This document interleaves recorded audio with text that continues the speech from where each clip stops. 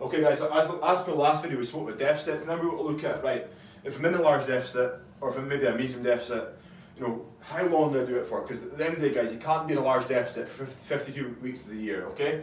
What we sort of say for fast and big sort of deficits, realistic, is to maintain it for maybe, you might manage it 10 to 12 weeks max, maybe bottom end 6 to 8 weeks, top end 10 to 12 weeks. I would never want you for more than 12 weeks at a time to be in a large deficit, because there'll come a point where your body needs to re-regulate. You'll need to build on better habits on the maintenance phase, so you can maybe progress your training in that maintenance phase. So what you want to do is back off and cycle the big deficits with maintenance or small deficits. Okay, so when you do cycle the small deficits or the maintenance basically means you eat basically roughly 500 calories above your basic metabolic rate. Okay, so you're adding in 2, 3, 4, 500 calories into your body day to day than you would not in that 8 to 12 week phase at the top. So in the small deficit maintenance phase, you can still keep a small deficit if you want to, guys, but again, it gives you scope to maybe go to maintenance level. Because on that maintenance level, you might find that 2 to 4 weeks, you might sleep better again. You know, you might be psychologically, it might give your body a chance to catch up again mentally.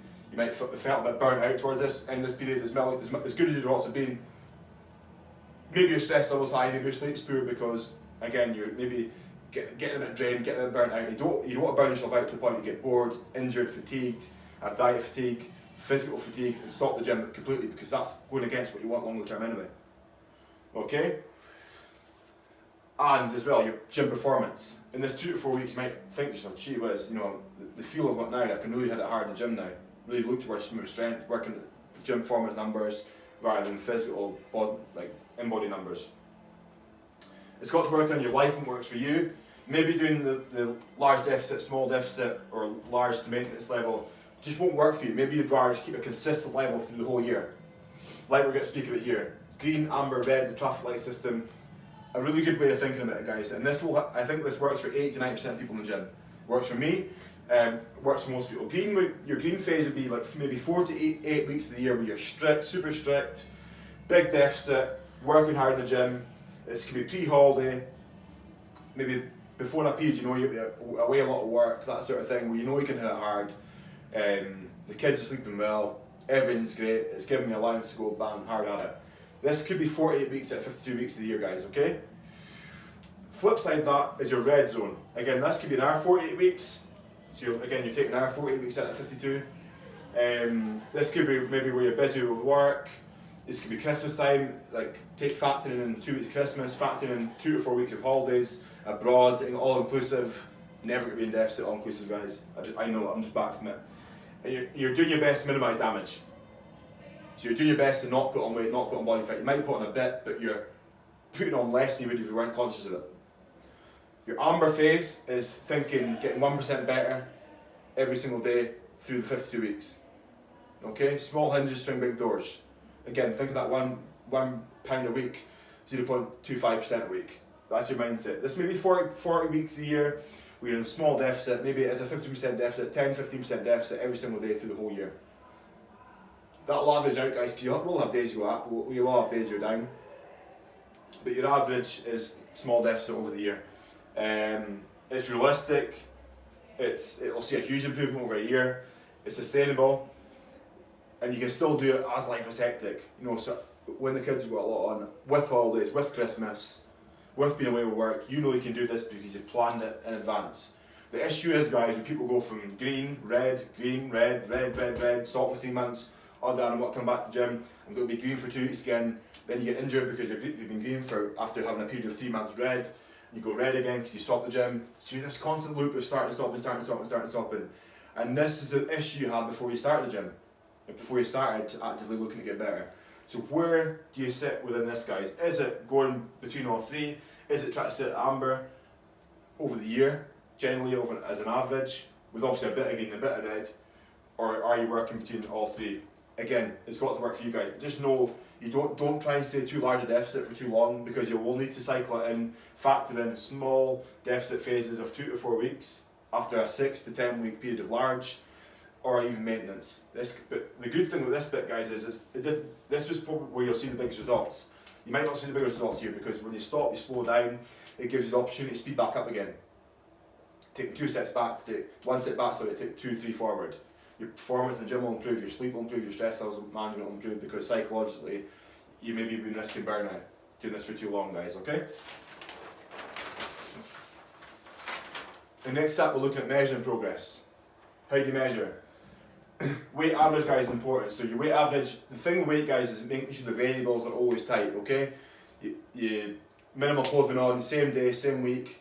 Like we say here, guys, you're best doing it in terms of scale weight factor in your weighing, where it's weekly, bi-weekly, is days after you maybe if you've trained heavy the day before, that's not good. So basically, if you train heavy the day before, you're going to be worse off the next day when you weigh. So you're better doing your scale weight a day after you've had a rest day, basically. Maybe a day after you be lower carb as well.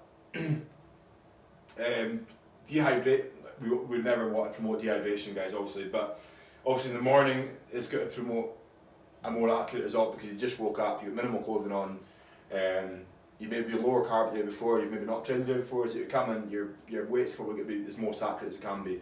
And then it's ensuring week by week, monthly moving forward, you've got the same pattern, you're not measuring yourself maybe the next time in the evening. Because then, guys, if you step in the scanner maybe 2 p.m. after, you've had a lot of food in your body, a lot of fluid in your body. If you've trained heavy the day before, I remember after the day after I did the beast race, I scanned myself, it was all over the place, it was like 4% up. The Monday after the Saturday, I trained with Alan Middleton in London for like 8 hours of cardio, probably burnt like 10,000 calories. I stepped in the scanner the Monday after, it was like, again, 4% up. My body was just all over the place. Okay? It wasn't an accurate time to do it. A period after maybe high carb foods, high salty foods, again, I did it after my all-inclusive holiday there, guys. I try to be as good as I can, but no matter how good I could be, the food I was probably eating was probably high in sodium. It's probably got retained a lot of fluid, so it probably wasn't an accurate time to do a scan. Okay? So looking at weight average, guys, don't weigh yourself every day, and maybe do it weekly, bi-weekly, but try and keep the pattern the same, and do it the same time of day, same sort of days. Body fat, muscle mass. Photos are important, front on, side on, behind. Take photos, guys, so it'll actively show you what you look like. Body fat, weight might not mean a lot to you. So I'm just swiping it off of one. Might not mean a lot to you, but if you can see it physically in your body, if you can see your shape's changed, you see you've come in there, see your bum's a bit higher, and you've perked up a bit, and you're feeling better about yourself, great. Photos will show that. Clothing, shirt sizes, dress sizes, jean sizes, belt notches. Your mood. Pretty self-explanatory. You need to track your mood, measuring progress, guys. If your mood impacts your diet, if your mood impacts your training, then you've got to track your mood to make that better, or look to ways to solve it. That could come from your sleep, it could come from stress, as I said, gym motivation and performance, tracking that, knowing the numbers, and energy levels. How's your energy? But when it comes to tracking, guys, it is essential you do not underreport. Remember so it's not underreporting, no unaccounted calories, and no forgotten foods. Because uncounted calories, guys, everyone does this. They did a study of dietitians, and 30% of dietitians in the UK track for 2 to 3 months, and they're all underreported. And these are dietitians, guys, they know food inside out. So it's important, if you use MyFitnessPal, you're inputting the food straight after you use it. So you have your phone on you, you've had the food, input it straight in. Another way of doing it is you might want to take photos of your food straight after you eat them. So when you get to the end of the day, when you're logging your food in, guys, you're not forgetting that maybe half a Mars bar, or half the plate of the kids' dinner at night, or I said, the difference between 10 to 40 grams of butter is 200 calories.